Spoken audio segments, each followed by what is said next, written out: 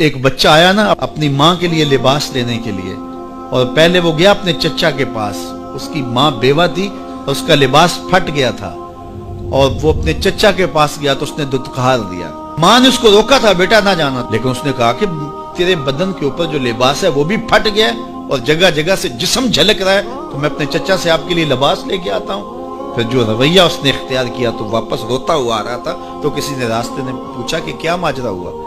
اس نے کہا چچا کے پاس گیا تھا ماں کے لیے لباس لینے، اس نے دلا کے بھیج دیا۔ اللہ اکبر۔ تو اس نے کہا کہ جا سین حرم میں محمد نام کا ایک شخص بیٹھا ہوا ہے، اگر تو اپنا دکھڑا اس کے سامنے پیش کرے تو وہ امید ہے تمہیں رد نہیں کریں گے، لیکن سن لے ان کا دین کوئی اور ہے۔ اللہ اکبر۔ اپنے ماں کے پاس آیا تو ماں کو کہا کہ چچا نے رلا کے بھیج دیا، لیکن آپ کی حالت مجھ سے دیکھی نہیں جا رہی۔ بچہ ابھی شعور کی منزلوں میں قدم رکھ رہا تھا، پہلے بہت چھوٹا تھا، اب اس کے اندر ایک جذبات تھے بچے کے اندر۔ تو ماں نے کہا کہ بیٹا نہیں ان کے پاس نہیں جانا، سنا ہے کہ جو ان سے ملے دین دھرم چھین لیتے ہیں اس کا۔ اللہ اکبر۔ تو حضور علیہ الصلوۃ والسلام کے پاس جانے سے ماں روکنے لگی، لیکن بچے نے کہا کہ امی میں پکا رہوں گا، بتوں کا وفادار رہوں گا، تم اس ٹینشن کو، اس پریشانی کو چھوڑ دو۔ اور حضور کی خدمت میں حاضر ہوا۔ حضور صحن حرم میں چادر اوڑے بیٹھے ہوئے تھے، اور جا کے کہنے لگا میں پہلے بات آپ سے کر لیتا ہوں، آپ کا دین میں نے قبول نہیں کرنا۔ حضور مسکرا کے بولے بیٹا بتاؤ کس لیے آئے ہو؟ کہا میری ماں بے لباس ہے، میں آپ سے لباس لینے آیا ہوں۔ حضور نے چادر رحمت اتار کے اس کے کندھوں پہ ڈالی۔ اللہ اکبر۔ وہ واپس آ گیا اور ماں پر حضور کی چادر اڑائی۔ اللہ اکبر۔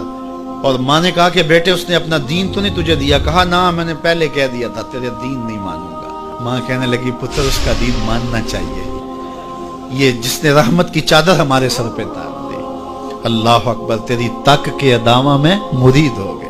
اس بوڑھی عورت کا قصہ بھی آپ نہیں بھول سکتے، جو گھر کا سامان باندھ کے اپنے دروازے پہ بیٹھی ہوئی تھی، اور اس نے سنا تھا مکے میں ایک جادوگر آیا ہے جسے ملتا ہے اس کا دین چھین لیتا ہے، کہیں ایسا نہ ہو کہ کہیں اس سے ملاقات ہو جائے اور وہ دین ہی میرا چھین لے، مجھے شہر چھوڑ دینا چاہیے۔ گھر کے تھڑے کے اوپر سامان باندھ کے بیٹھی ہے۔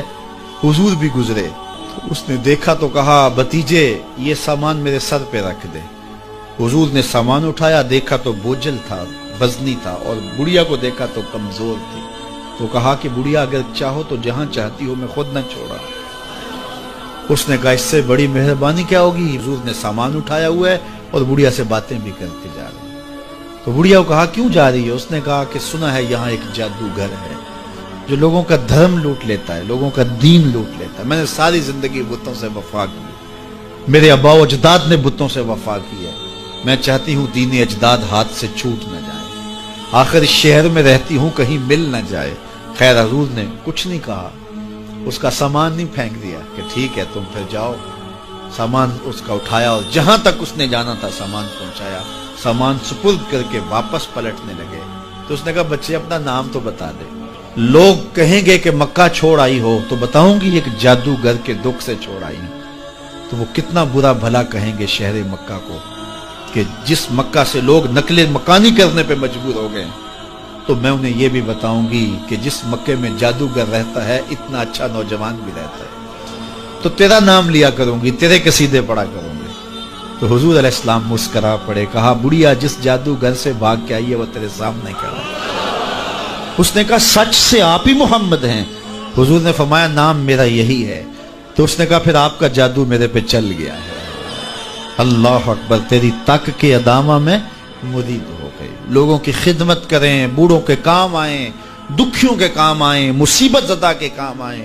حضور یتیم ہو کے یتیم پرور تھے، لاچاروں کی مدد کرتے، لوگوں کے گھروں میں پانی بھر کے دے دیتے، اور دکھیوں کے کام آ جاتے اور مصیبت زدوں کے کام آ جاتے۔